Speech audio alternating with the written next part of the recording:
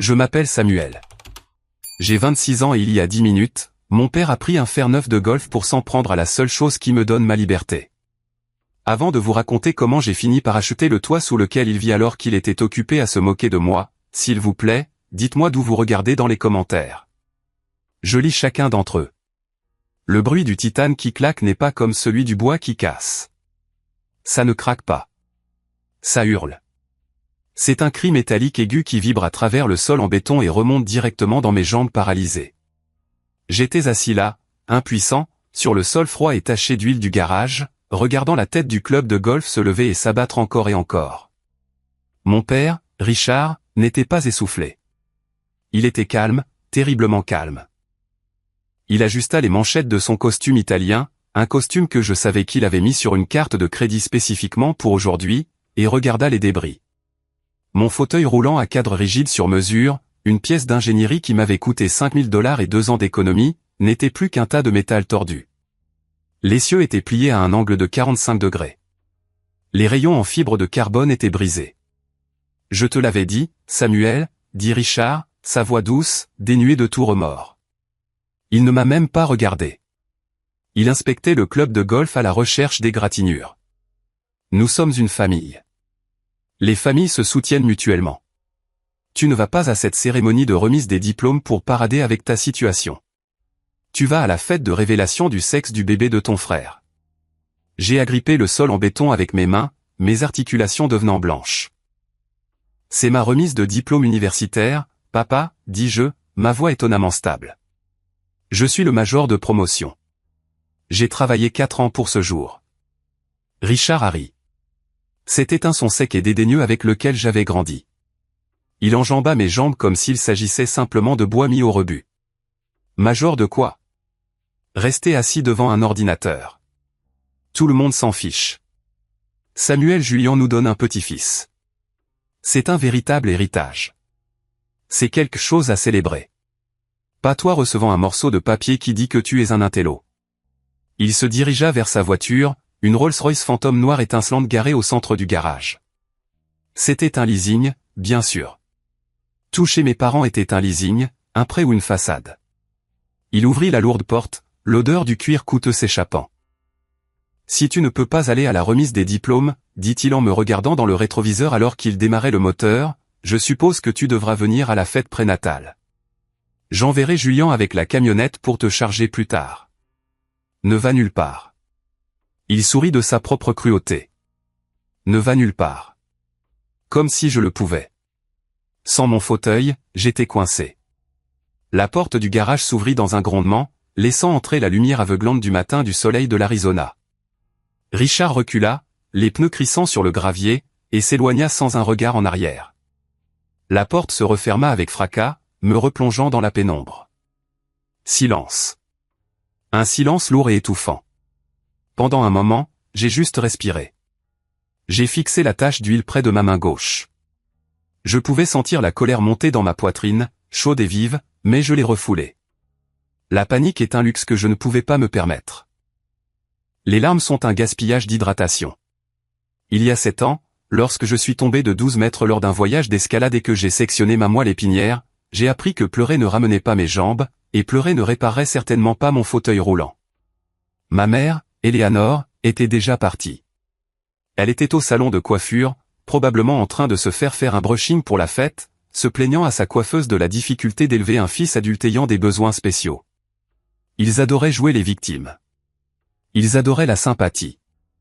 Mais derrière les portes closes, je n'étais qu'une nuisance, un appareil cassé qu'ils ne pouvaient pas jeter à cause des voisins. J'ai cherché dans la poche intérieure de mon blazer. Je m'étais habillé tôt, anticipant une dispute, bien que je n'ai jamais prévu la violence. J'ai sorti mon téléphone. L'écran était fissuré.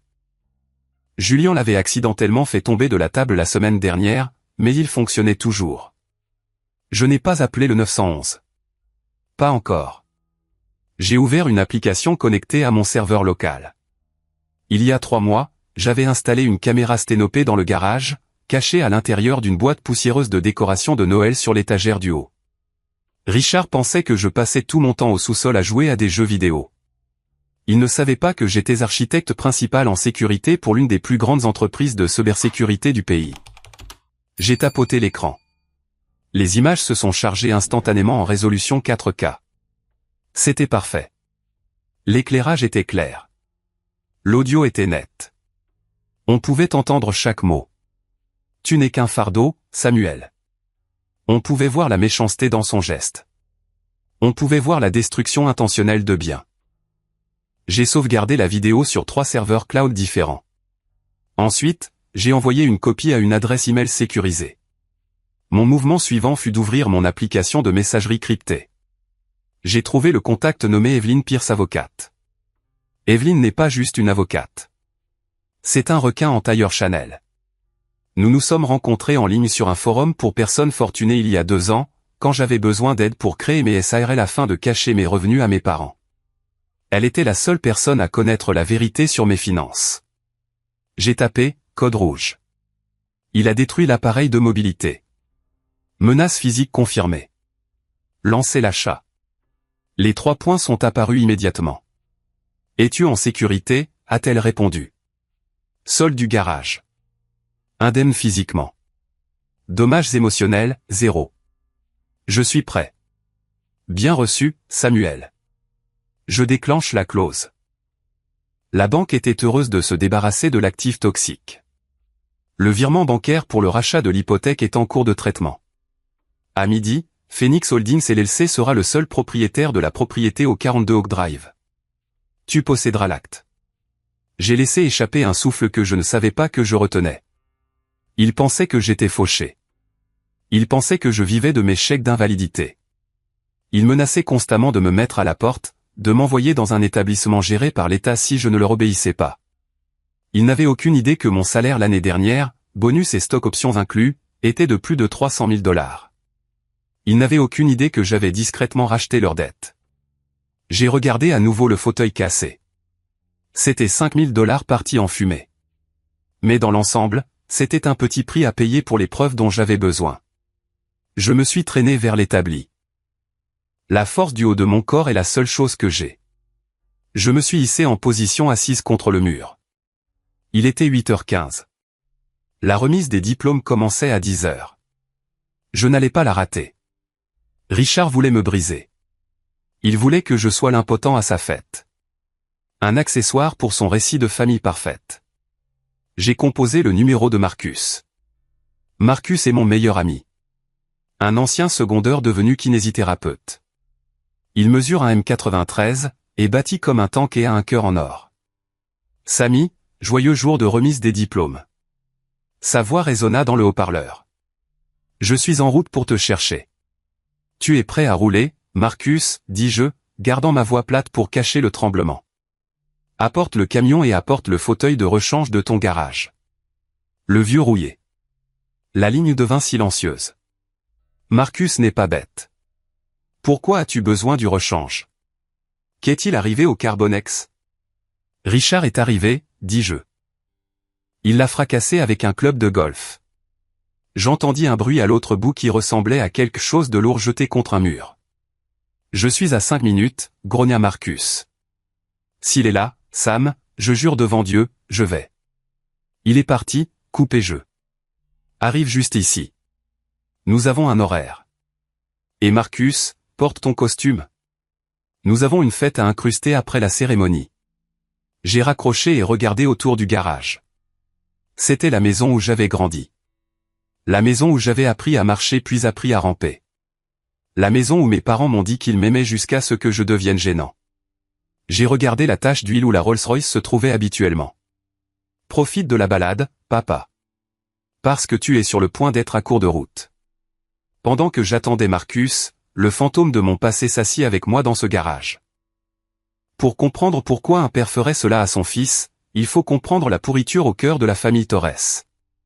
Ça n'a pas commencé aujourd'hui. Ça a commencé il y a 7 ans. J'avais 19 ans, j'étais en 2e année d'université avec une bourse complète d'athlétisme. J'étais l'enfant chéri à l'époque. Richard adorait se vanter de mes temps de sprint auprès de ses copains de golf. J'étais son trophée. Puis vint le voyage d'escalade à Sedona. C'était censé être un week-end amusant avec l'équipe. Je me souviens d'avoir tendu la main vers une prise. La sensation de la roche sous mes doigts et puis plus rien. Un mousqueton a lâché. Je suis tombé de 12 mètres. Je me suis réveillé aux soins intensifs avec des tubes dans la gorge. Le médecin se tenait au pied de mon lit avec un air sombre, mais je ne l'ai pas regardé. J'ai regardé mes parents. Ma mère pleurait, mais elle ne me regardait pas. Elle regardait Richard. Que allons-nous faire, Richard? Les escaliers, la salle de bain. La maison n'est pas construite pour ça. Et Richard, il n'avait pas l'air triste. Il avait l'air ennuyé. Il ressemblait à quelqu'un qui venait de trouver une égratignure sur sa nouvelle voiture. On va faire un procès, fut la première chose qu'il dit. Pas, ça va? Pas, on t'aime. Juste, on va faire un procès. Ils ont fait un procès. Ils ont obtenu un règlement d'assurance massif en mon nom.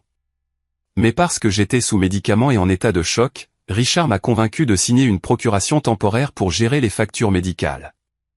Je n'ai jamais vu un centime de cet argent. Soudain, nous avions une nouvelle cuisine. Soudain, Richard had a new watch. Soudain, mon jeune frère Julien avait un tout nouveau fonds universitaire qui faisait étrangement la taille exacte de mon indemnité pour douleur et souffrance. À partir de ce jour, les rôles se sont inversés. Je suis devenu le fardeau. Julien est devenu le prince. Julien a 24 ans maintenant. Il a l'apparence de mes parents et leur manque total d'empathie. Il a abandonné l'université 3 fois. Il a lancé 5 entreprises qui ont toutes fait faillite en quelques mois. Mais pour Richard et Eleanor, Julien est un visionnaire. Je me souviens de la nuit où Julien a craché sa Porsche Cayenne. Un autre cadeau de mon argent de règlement.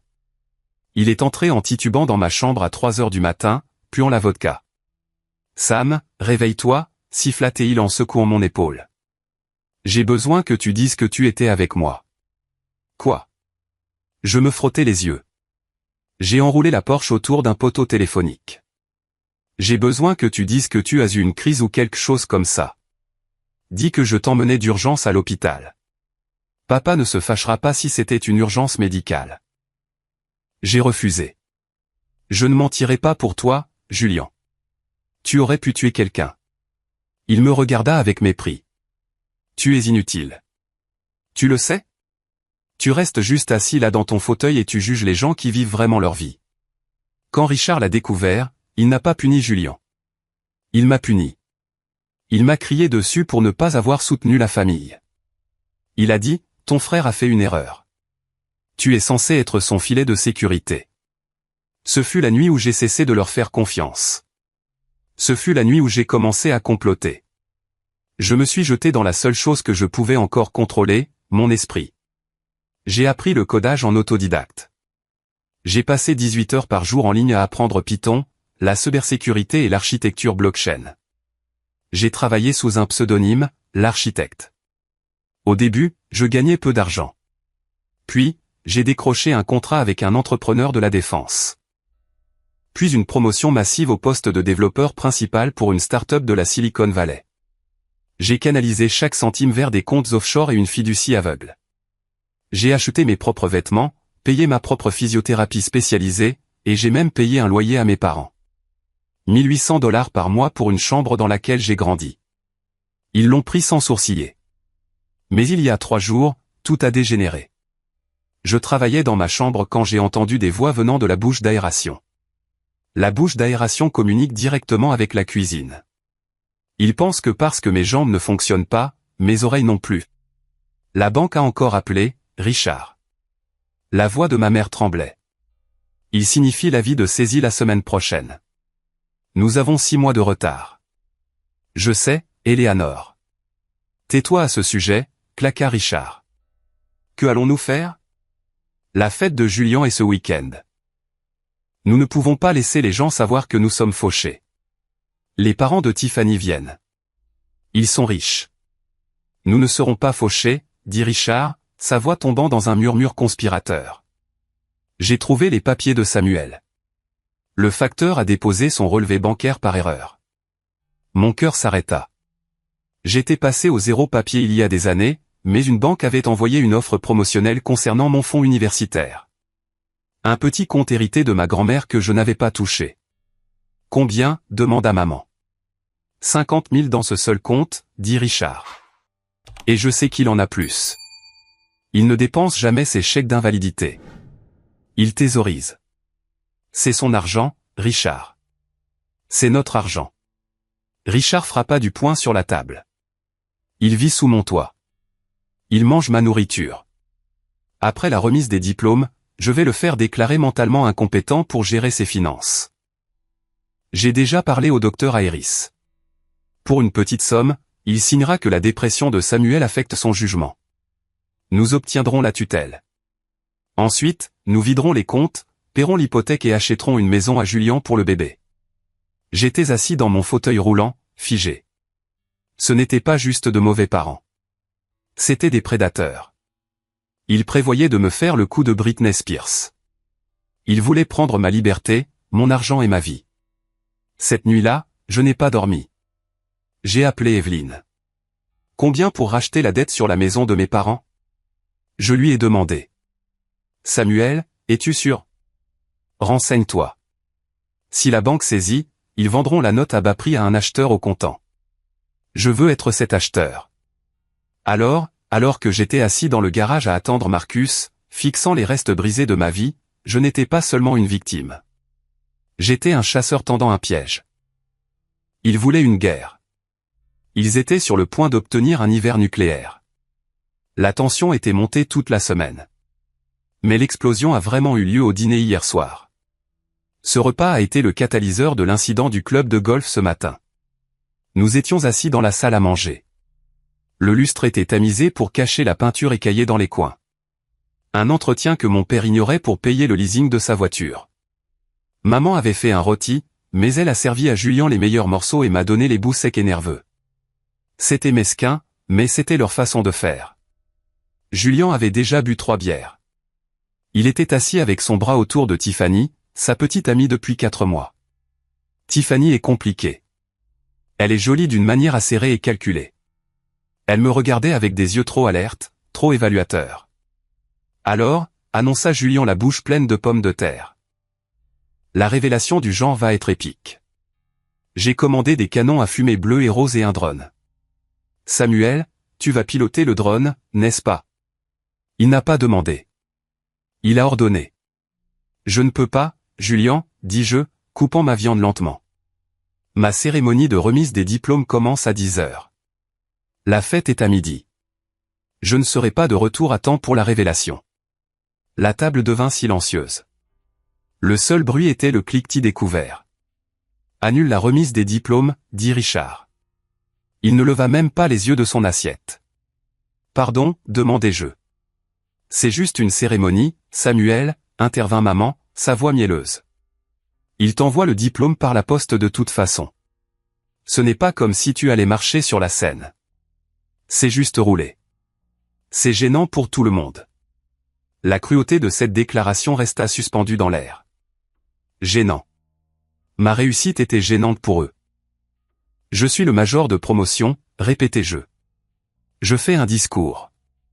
Personne ne veut entendre un infirme se plaindre de la vie, ricana Julien. De plus, il s'agit du bébé, le premier petit enfant. Ne sois pas si égoïste, samedi, Tiffany intervint alors. Ouais, Sam, on a vraiment besoin de toi. De plus, on espérait que tu pourrais, tu sais, participer. La facture du traiteur est d'environ 3 000, et puisque tu ne paies pas de vrai loyer. J'ai regardé Tiffany. J'avais fait quelques recherches sur elle. Je paie les charges, Internet et l'aménagement paysager, dis-je. Et j'économise pour un dépôt sur un appartement. Je déménage le mois prochain. Ce fut le déclencheur. Richard laissa tomber sa fourchette, qui cliqueta bruyamment contre la porcelaine fine. Tu ne déménages pas, j'ai eu un travail à Seattle, mentis-je. Je pouvais travailler de n'importe où, mais j'avais besoin qu'il pense que je partais. Le salaire est bon. Je peux subvenir à mes besoins. Tu ne pars pas, rugit Richard, son visage devenant rouge. Tu penses que tu peux juste abandonner cette famille après tout ce que nous avons fait pour toi? Qui a changé tes draps? Qui t'a conduit à la thérapie? J'ai engagé une infirmière pour ça, papa. Tu ne m'as conduit nulle part depuis 4 ans. N'ose pas me répondre. Richard se leva, me dominant. Voici la réalité, Samuel. Tu restes ici. Tu vas signer l'accès à tes comptes pour que je puisse gérer tes économies correctement. Tu ne comprends manifestement pas comment le monde fonctionne. Et demain, tu sautes cette cérémonie stupide et tu aides ton frère. Et si je ne le fais pas, le défi est jeu. Alors tu peux trouver un autre endroit pour dormir ce soir. Et bonne chance pour descendre ton fauteuil roulant par les marches de devant sans rampe. C'était une menace directe à ma sécurité. J'ai fini mon dîner en silence, mais mon esprit s'emballait. Plus tard cette nuit-là, alors que je me brossais les dents, j'ai vérifié les journaux du réseau. Être un expert en sécurité signifie que je surveille tout le trafic sur le Wi-Fi domestique. J'ai vu une conversation WhatsApp depuis le téléphone de Tiffany. C'était à un contact nommé Kyle, entraîneur personnel. Texte: endure juste encore quelques semaines, bébé. Le vieux est fauché, mais le frère a une cachette secrète. Julien est un idiot. Il croit n'importe quoi. Une fois que j'aurai la bague et que nous aurons accès à la fiducie familiale, je suis parti. Réponse: est-ce qu'il sait que le gosse n'est pas de lui? Texte: MDR. Il pense qu'il est un super étalon. Il n'en a aucune idée. Garde juste le silence sur l'arrangement de garde avec ton ex. J'ai besoin que ça ait l'air réel. J'ai fixé l'écran. Mon sang s'est glacé. Il n'y avait pas de bébé, ou du moins pas le bébé de Julien. Tiffany jouait l'arnaque à long terme. C'était une croqueuse de diamants creusant dans un puits sec, pensant qu'elle toucherait de l'eau. Elle ne savait pas que le seul argent dans cette maison était le mien. J'aurais pu leur dire.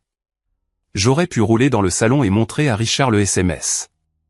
Regarde, papa, ton enfant chéri est cocu. Le bébé est un mensonge. Mais je savais ce qui se passerait. Il m'accuserait d'avoir falsifié les captures d'écran. Il dirait que j'étais jaloux. Il me détesterait encore plus pour avoir éclaté leur bulle. Non, j'avais besoin de laisser le piège se refermer tout seul. J'avais besoin que l'héritage soit l'appât. J'avais besoin que le divorce soit le résultat. Je suis allé au lit avec la porte verrouillée, écoutant Julien et ses amis faire la fête dans le jardin, buvant l'argent qu'ils n'avaient pas laissé les rire. Demain, l'avis d'expulsion arrive. De retour au présent, le camion de Marcus a rugi dans l'allée. Il ne s'est même pas garé correctement. Il l'a mis en position parking et a sauté dehors, laissant le moteur tourner. Il a couru dans le garage. Quand il m'a vu par terre et les restes déchiquetés de mon fauteuil, son visage s'est assombri. Marcus est un doux géant, mais à ce moment-là, il avait l'air capable de meurtre. « Je vais le tuer », murmura Marcus. Ce n'était pas une menace. C'était un énoncé de fait. « Je vais conduire au country club et lui arracher la tête. »« Non », dis-je en tendant la main. « Aide-moi à me relever. » On s'en tient au plan. « Le plan ? Sam, regarde tes jambes. Est-ce qu'il t'a frappé ? Il a frappé le métal. Je vais bien, mais nous devons bouger. La remise des diplômes commence dans 90 minutes. Va chercher le rechange. Marcus courut vers le camion et sortit le rechange. C'était un vieux fauteuil roulant de style hôpital que j'avais acheté dans un vide-grenier pour $50 il y a des années juste au cas où. Il était lourd, chromé, rouillé par endroits et grinçait comme une souris mourante. Le siège en vinyle était déchiré et scotché avec du ruban adhésif. C'était humiliant. C'était parfait. Marcus me souleva. Je suis un poids mort à partir de la taille et il m'installa dans le siège. Il attacha mes jambes. « On va aux urgences ?» demanda-t-il. « Non, on va au commissariat de police. Ensuite à l'université. »« Sam, tu ne peux pas aller à la remise des diplômes dans ce truc. Il tombe en morceaux. » C'est le but, Marcus. C'est exactement le but. Le trajet jusqu'au commissariat fut silencieux. J'étais assis sur le siège passager, mon esprit repassant les instructions de l'avocate. Nous nous sommes arrêtés au poste. Sortir fut une lutte. Le vieux fauteuil ne gérait pas bien le trottoir. J'ai failli basculer 2 fois. Marcus a dû me stabiliser. J'ai vu des gens regarder. Un gars dans un beau costume de remise de diplôme assis dans un tas de ferraille. À l'intérieur, la climatisation était glaciale. J'ai roulé jusqu'à l'accueil. Je voudrais signaler un crime, dis-je au sergent de bureau. Elle a baissé les yeux. Elle a vu la graisse sur mes mains, le ruban adhésif sur le fauteuil. Non, Samuel Torres. Je veux signaler des violences domestiques et la destruction de biens dépassant 5000 $. Je lui ai tendu la clé USB. Mon père a fait ça. Il a détruit mon fauteuil roulant sur mesure pour m'emprisonner chez moi. J'ai une preuve vidéo. L'officier Miller, une femme à l'air dur dans la cinquantaine, est sortie de l'arrière. Elle a pris la clé. 10 minutes plus tard, elle est ressortie. Son visage était dur. Nous avons vu la vidéo, dit-elle. Sa voix était plus douce qu'avant. Il a utilisé un club de golf. Oui, madame. Et il vous a menacé. Il a dit que si j'essayais de partir, il y aurait des conséquences. Il m'a laissé par terre. Miller prit une profonde inspiration.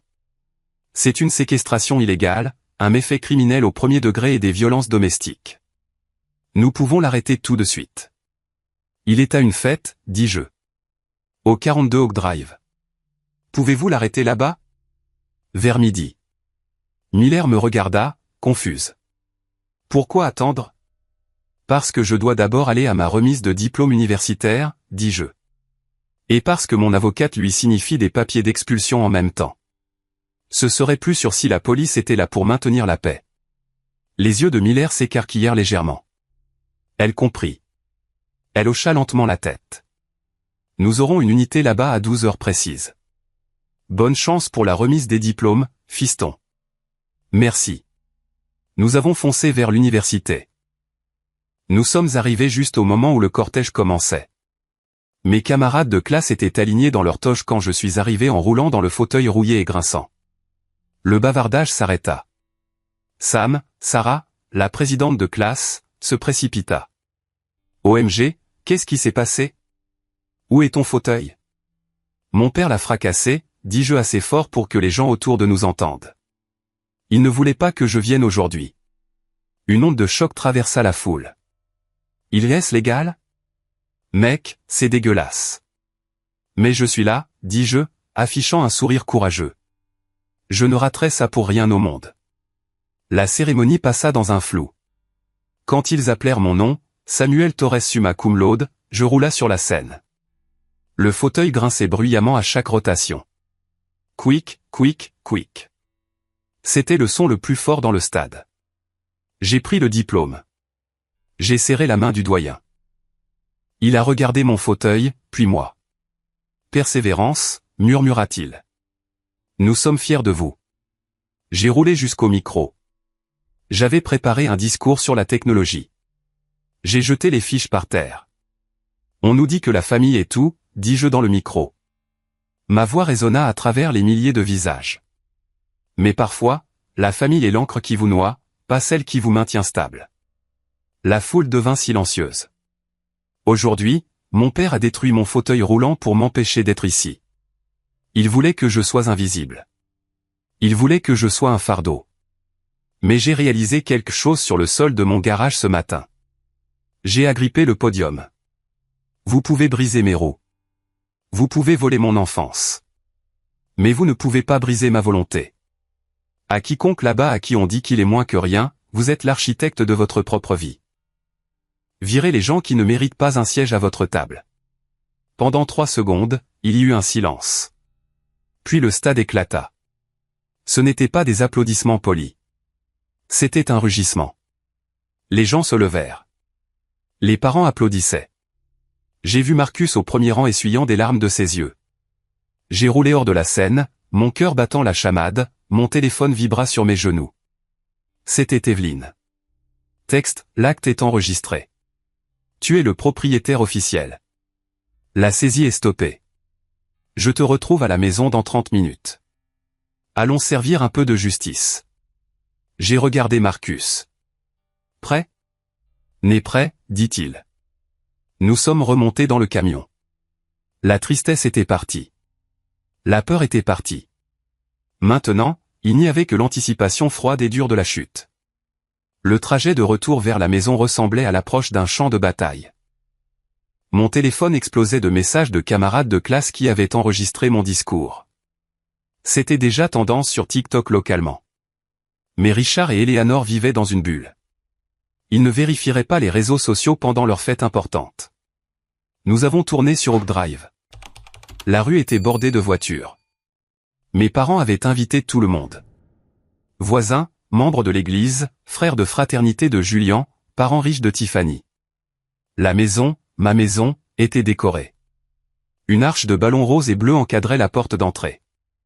Un panneau sur la pelouse disait « Bébé Torres, prince ou princesse ». La Rolls-Royce de Richard était garée en plein centre de l'allée, bloquant tout le monde, affirmant sa domination. Marcus a garé son F-150 directement sur la pelouse, écrasant quelques pétunias prisées de maman. Il s'est garé en diagonale derrière la Rolls, la coinçant complètement. « Faisons ça », dit Marcus. Il déchargea le fauteuil rouillé. Je me suis transféré dedans. Nous ne sommes pas allés à la porte latérale. Nous sommes allés à la porte d'entrée. J'ai utilisé ma clé. Nous avons roulé à travers le hall.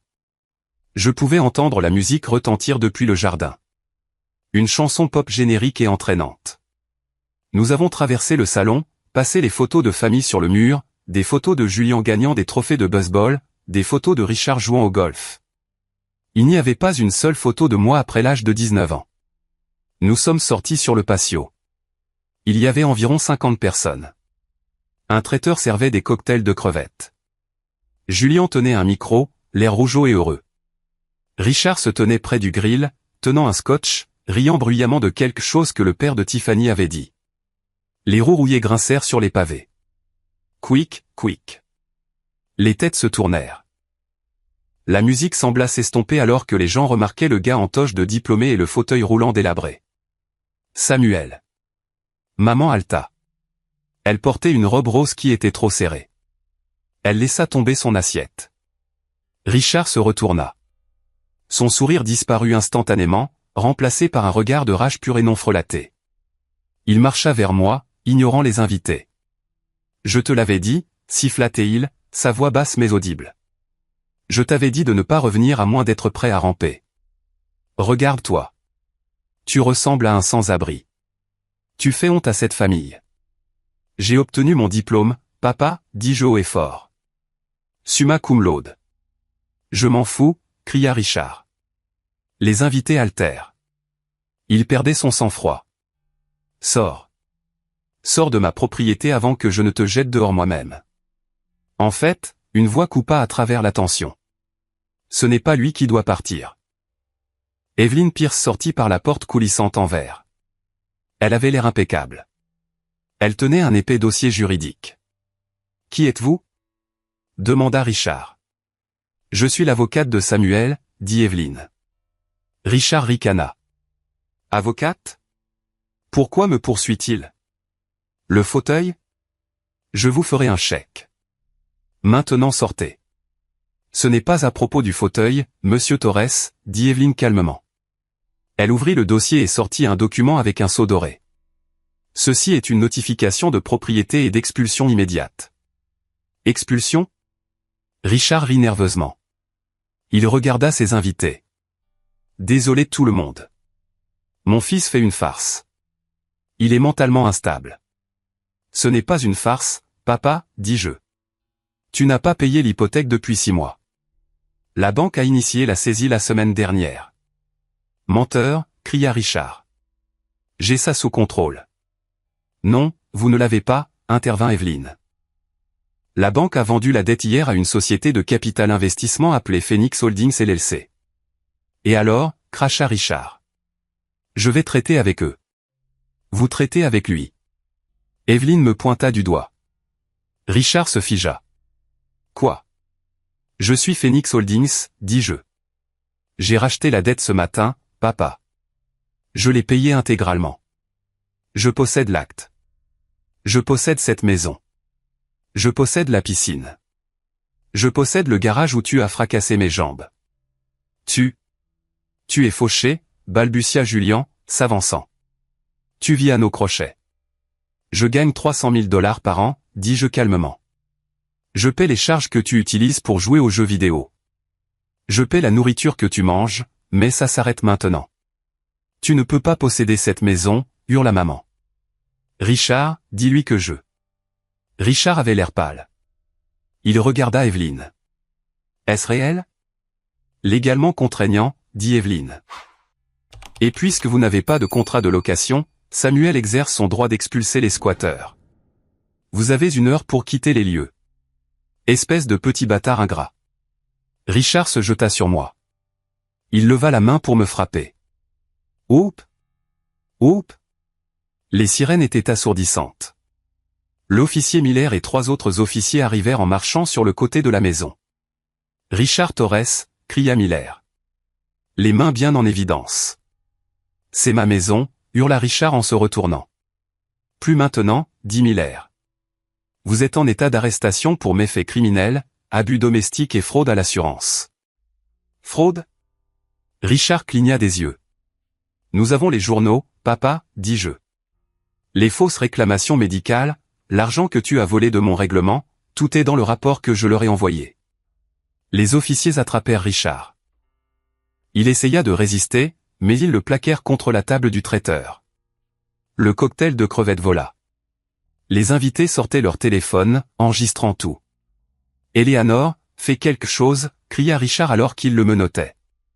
Maman sanglotait, mais elle ne bougeait pas vers lui. Elle me regardait avec terreur. Samuel, gémit-elle. Nous sommes une famille. Non, dis-je. Nous sommes des colocataires et votre bail est terminé. Le chaos qui suivit l'arrestation de Richard fut absolu. C'était comme regarder un barrage céder. Richard fut traîné au loin, criant des obscénités, poussé à l'arrière d'une voiture de police. La dépanneuse arriva pour la Rolls-Royce. Il s'avère qu'Evelyne avait aussi prévenu l'agence de leasing. Ils l'ont accroché juste là dans l'allée.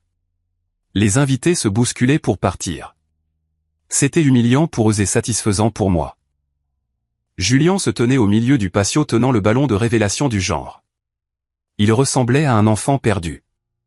Mais le bébé, marmonna-t-il. On doit révéler le genre. Il n'y a pas de bébé, Julien, dis-je. Julien me regarda confus. Quoi? J'ai pointé Tiffany. Elle essayait de s'éclipser par la porte latérale avec son sac à main serré contre sa poitrine. Tiffany, criai-je. Parle-lui de Kyle. Elle se figea. Elle se retourna lentement. Le masque était tombé. L'acte de petite amie douce et attentionnée tomba comme une pierre. Qui est Kyle? Demanda Julien, sa voix tremblante. Mon ex-mari, dit Tiffany en haussant les épaules. Et mon petit ami actuel. Mais le bébé? Je ne suis pas enceinte, espèce d'idiot. Tiffany rit. C'était un son dur et laid. J'avais juste besoin de l'argent du loyer. Je pensais que tes parents étaient riches. Je pensais que si je leur donnais un petit-fils, ils nous installeraient. Mais il s'avère que ton frère est le seul à avoir 2 sous devant lui. Elle jeta l'écharpe de future maman par terre. Je me tire. Amusez-vous bien à être SDF. Julien resta là, la bouche ouverte. Le ballon glissa de sa main et s'envola dans le ciel bleu de l'Arizona. Pop. Il heurta une branche de cactus et éclata. Pas de fumée rose, pas de fumée bleue, juste de l'air vide. Maman s'effondra sur une chaise de jardin, gémissant. Mon petit bébé, ma maison. Samuel, comment peux-tu faire ça? Comment as-tu pu regarder papa fracasser mon fauteuil et partir? Lui demandai-je. Comment as-tu pu voler mon argent? Je protégeais la famille.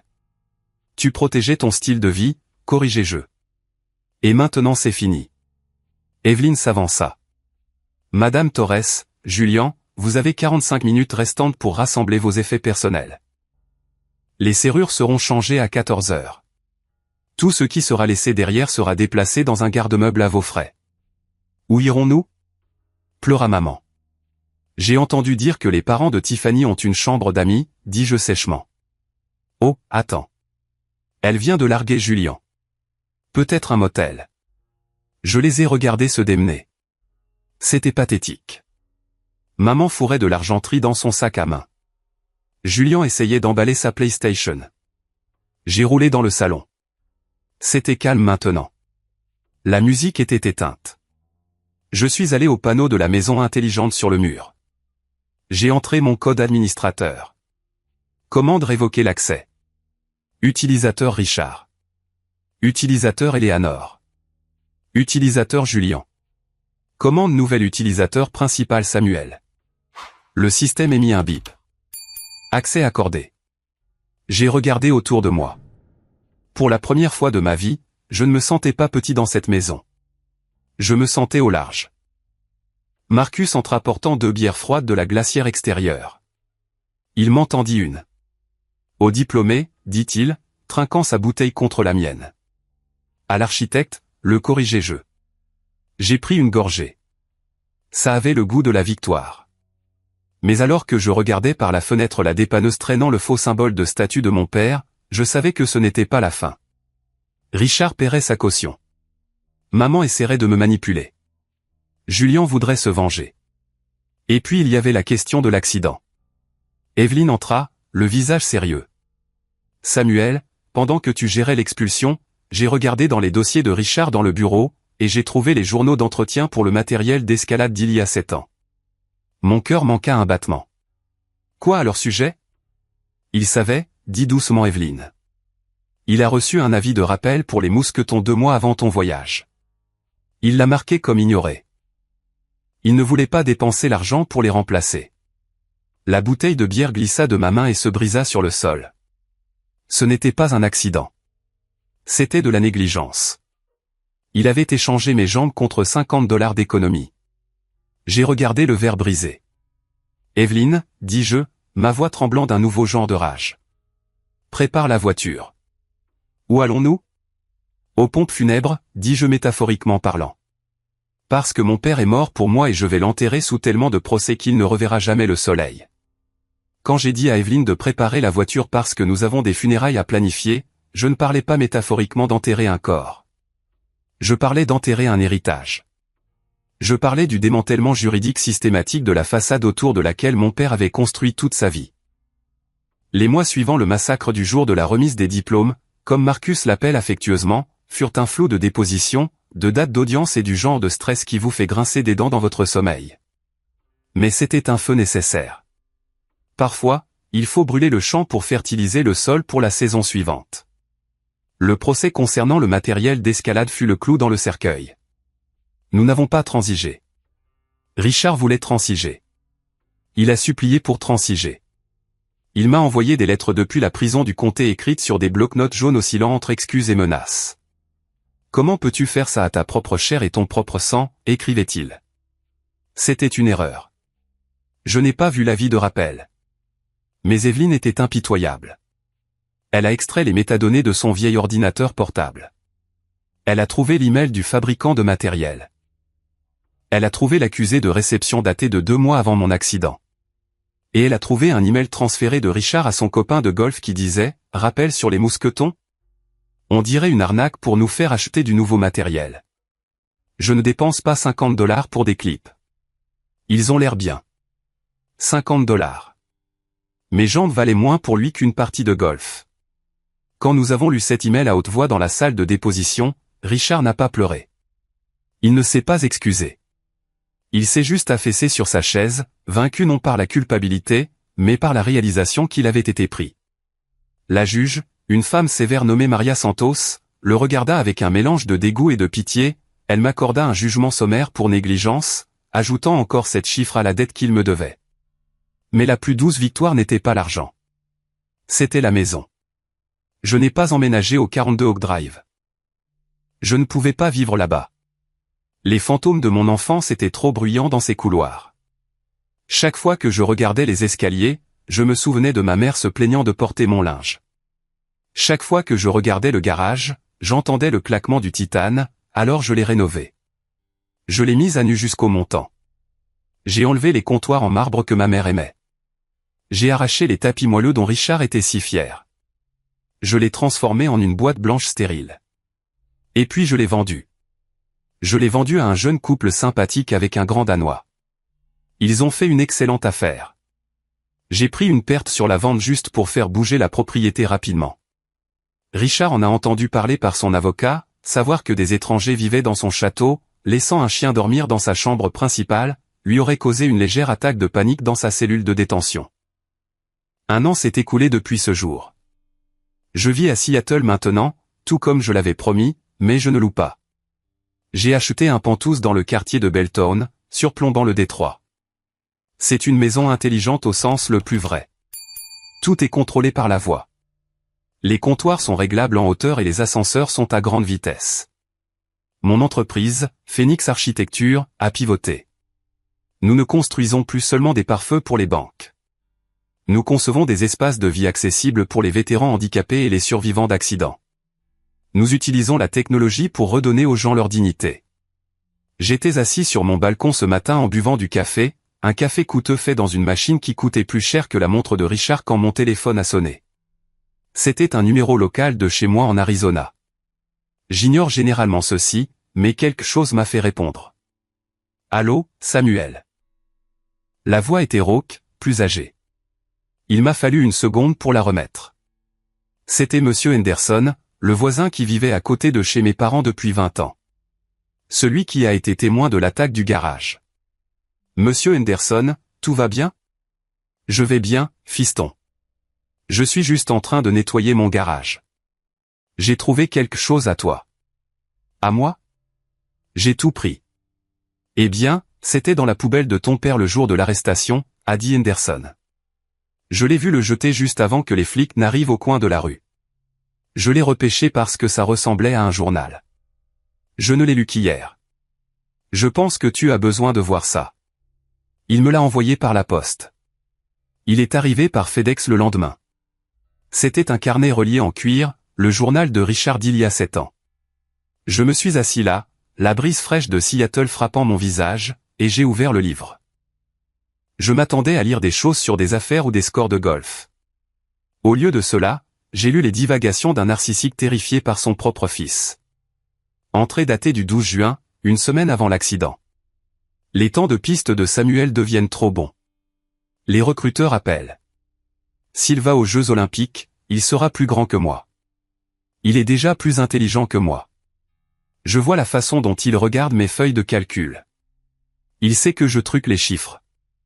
J'ai besoin qu'il ralentisse. J'ai besoin qu'il ait besoin de moi. S'il est indépendant, je perds le contrôle. J'ai tourné la page. Entrée datée du 20 juin, le jour de l'accident. L'appel est arrivé. Il est tombé paralysé. Eleanor est hystérique, mais je me sens soulagé. Il ne va nulle part maintenant. Il est coincé ici. Il a besoin de moi pour payer les factures. Le garçon en or est brisé. Maintenant, je peux être à nouveau le chef de la maison. J'ai fermé le livre. Mes mains ne tremblaient pas cette fois. Pendant des années, je me suis demandé si j'étais impossible à aimer. Je me suis demandé si j'étais un fardeau. Mais ce livre prouvait le contraire. Je n'étais pas un fardeau. J'étais une menace.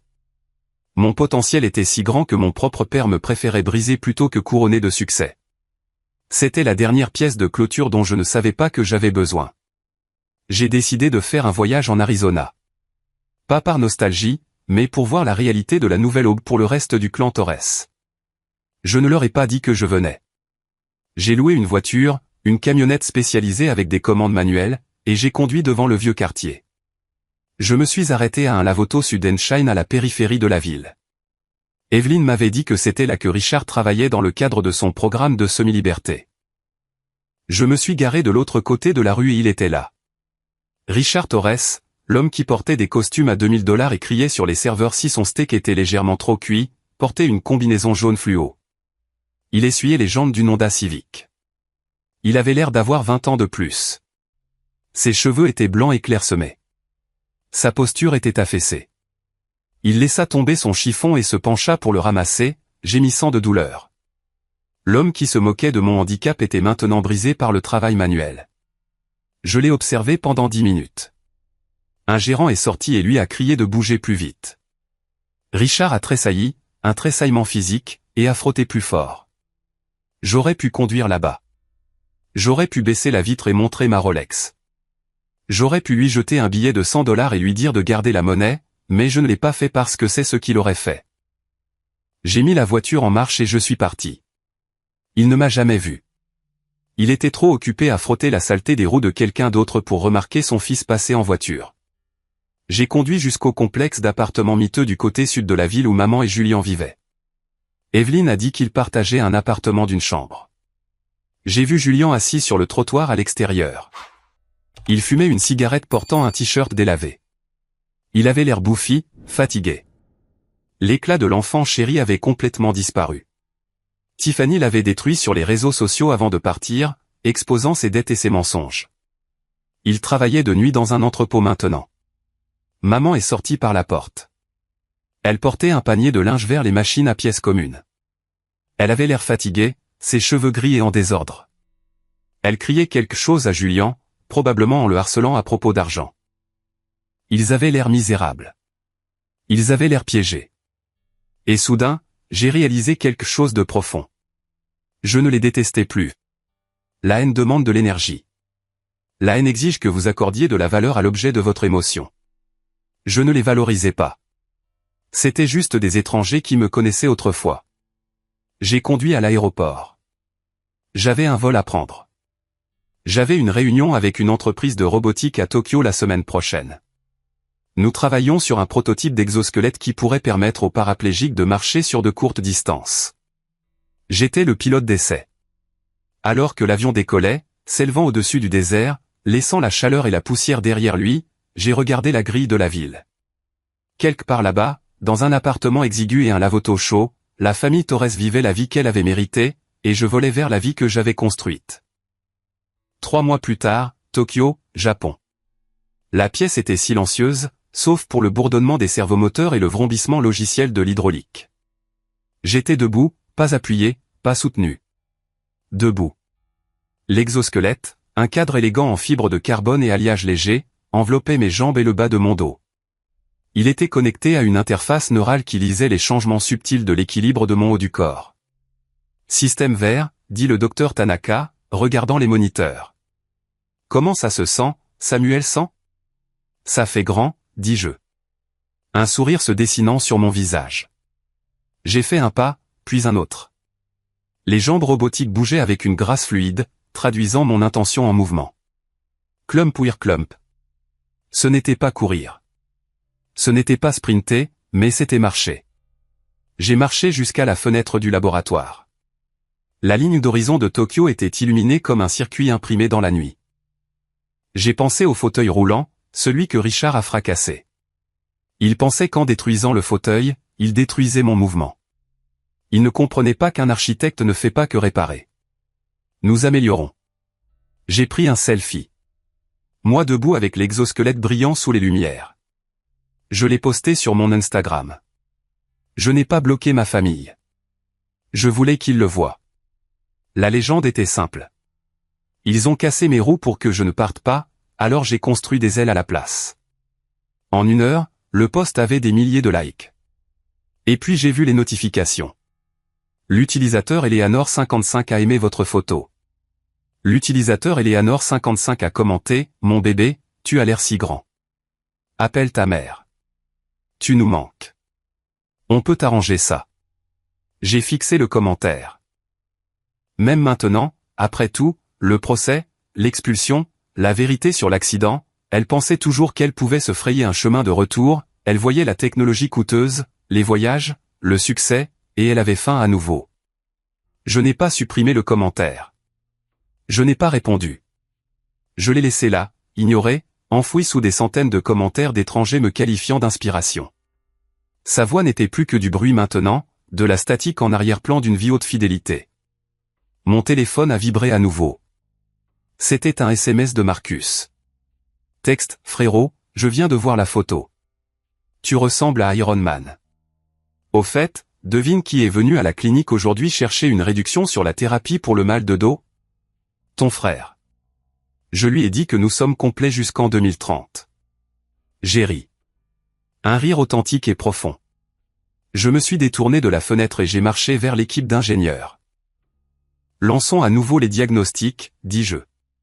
Je veux rendre ça plus léger. Je veux rendre ça abordable. Je veux que chaque enfant à qui on dit qu'il est brisé en ait un. Oui, monsieur. L'équipe a répondu. Ma vie n'est pas parfaite.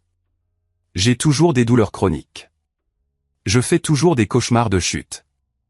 J'ai toujours des moments où je souhaite avoir un père que je pourrais appeler pour des conseils, ou une mère qui ferait des biscuits au lieu de manigances. Mais j'ai Evelyne qui est maintenant plus que juste mon avocate. Elle est ma partenaire en affaires et timidement dans la vie.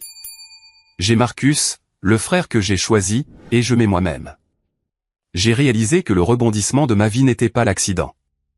Ce n'était pas l'héritage. Ce n'était même pas la trahison. Le rebondissement était qu'il pensait que j'étais le faible. Il pensait que parce que j'étais assis dans un fauteuil, j'étais plus petit qu'eux. Ils n'ont pas réalisé que lorsque vous enlevez les jambes de quelqu'un, vous le forcez à développer d'autres muscles. Vous le forcez à développer une colonne vertébrale d'acier. Vous le forcez à apprendre à voler. Richard frotte des pneus. Julien empile des boîtes. Éléanore compte les pièces pour la lessive. Et moi? Je ne fais que commencer. J'ai regardé le reflet dans la vitre une dernière fois. L'homme qui me regardait n'était pas une victime. Ce n'était pas un survivant. C'était l'architecte et son chef-d'œuvre ne faisait que commencer. Amis, s'il y a une chose que je veux que vous reteniez de mon histoire, ce n'est pas seulement la satisfaction de la vengeance ou le frisson de voir les méchants obtenir ce qu'ils méritent. C'est une vérité plus dure, plus importante. La relation biologique n'égale pas la famille. Tant d'entre nous, surtout dans notre culture, apprennent que nous devons tolérer la toxicité, les abus et le vol simplement parce que cela vient du sang. On nous dit de maintenir la paix au détriment de notre propre santé mentale et de notre sécurité. Mon père a brisé mon corps pour me contrôler. Ma mère l'a laissé faire pour maintenir son style de vie. Si j'étais resté, si je leur avais pardonné une fois de plus, je serais indigent et brisé aujourd'hui. L'indépendance financière est votre bouclier. L'éducation est votre épée. Et l'estime de soi est l'armure qu'aucun club de golf ne peut briser. Ne laissez jamais personne, parent ou partenaire, vous convaincre que vous êtes un fardeau. Vous n'êtes pas un fardeau. Vous êtes une personne digne de respect, d'amour et d'autonomie. Si les gens autour de vous ne peuvent pas voir cela, il est temps de les expulser de votre vie émotionnellement et physiquement. Construire une nouvelle vie sur les cendres de l'ancienne est effrayant. C'est solitaire au début, mais la vue depuis le penthouse de votre propre intégrité vaut chaque marche que vous devez gravir. Maintenant, je veux avoir de vos nouvelles. Quelle est la tradition toxique dans votre famille que vous avez décidé de briser? Ou si cette histoire a résonné en vous et que vous êtes heureux que je me sois enfin défendu, commentez simplement le mot bien ci-dessous. Voir ce simple mot me dit que vous êtes aux côtés des survivants, pas des tyrans. Restez fort, construisez votre propre vie, et ne laissez jamais personne briser vos roues.